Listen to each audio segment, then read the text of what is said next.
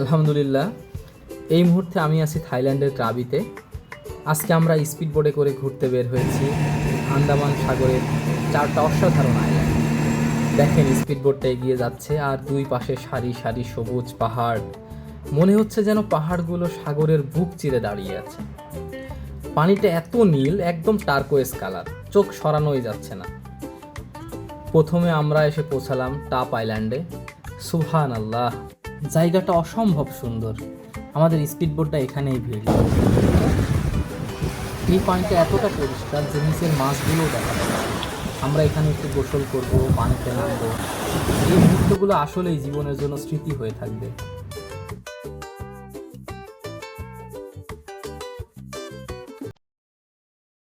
এবার আমরা রওনা দিলাম চিকেন আইল্যান্ডের দিকে। এসে পড়েছি চিকেন আইল্যান্ড।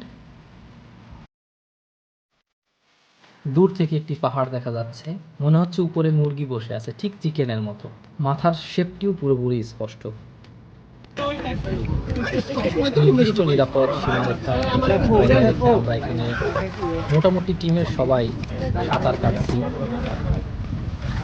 ডুব দিচ্ছি, ডুব দিয়ে পানির নিচে দেখছে। এক অসাধারণ অনুভূতি। এনারা হচ্ছেন আমাদের ট্যুর গাইড। এখন আমরা সবাই স্নরকেলিং করছি। স্নরকেলিংয়ের মাধ্যমে পানির নিচের সব কিছু স্পষ্ট দেখা যাচ্ছে, ছোট ছোট রঙিন মাছ।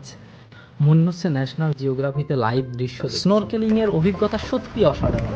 পানির নিচে অসংখ্য ছোট ছোট মাছ, জলজ প্রাণী, জলজ উদ্ভিদ, অনেক কিছুই দেখা যাচ্ছে। ক্রাবিতে 4 আইল্যান্ড হপিংয়ে এসে এই স্নরকেলিংটাই সবচেয়ে ভালো লাগলো। মোটামুটি আমাদের স্নরকেলিং শেষ। সবাই এখন আমরা স্পিড বোটে উঠে যাব, রওনা দিব পরবর্তী গন্তব্যের উদ্দেশ্যে। ওই যে দেখেন দূরে চিকেন আইল্যান্ডের চিকেন বসে আছে। প্রকৃতির কি অসাধারণ সৃষ্টি! একবার ভাবুন তো, এখানেই যদি থেকে যেতে পারতাম কতই না ভালো হতো। আপনারা যদি ক্রাবিতে ঘুরতে আসেন, এখানে এসে অবশ্যই স্নরকেলিং করবেন, তবে অবশ্যই ট্যুর গাইড নিয়ে আসবেন। স্নরকেলিংয়ের জন্য নির্দিষ্ট সীমানা আছে, এর বাইরে যাওয়া যায় না।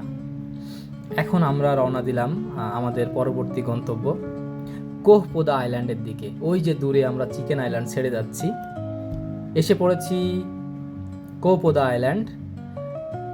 আমার দেখা ক্রাবির সবচেয়ে সুন্দর আইল্যান্ড কোহপোদা আইল্যান্ড, অনেক সুন্দর। এখানকার পানির রং, বালুর টেক্সচার, চারপাশে সুন্দর সুন্দর পাহাড়, সব মিলিয়ে একদম পারফেক্ট। মনে হয় যেন এই দ্বীপটি একদম পাহাড় দিয়ে ঘেরা। এখানে দাঁড়িয়ে মনে হচ্ছে সময়টা যদি একদম থেমে যেত। ফেরার সময় হয়ে গেছে। আমরা এখন যাব ফেরার পথে রেইলে বিচ। রেইলে বিচটি আসলে কোনো দ্বীপ নয়, এটা এক ধরনের উপদ্বীপ। ক্রাবি শহরের মূল ভূখণ্ডের সাথেই এটা লাগোয়া। এসে পড়েছি রেইলে বিচ। দেখেন কি উত্তাল ঢেউ, দূর থেকে ক্লিফ দেখা যাচ্ছে।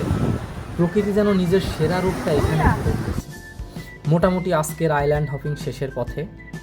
আবার দেখা হবে নতুন কোনো ভ্রমণের গল্প নিয়ে। আর ভালো লাগলে অবশ্যই সাবস্ক্রাইব করুন।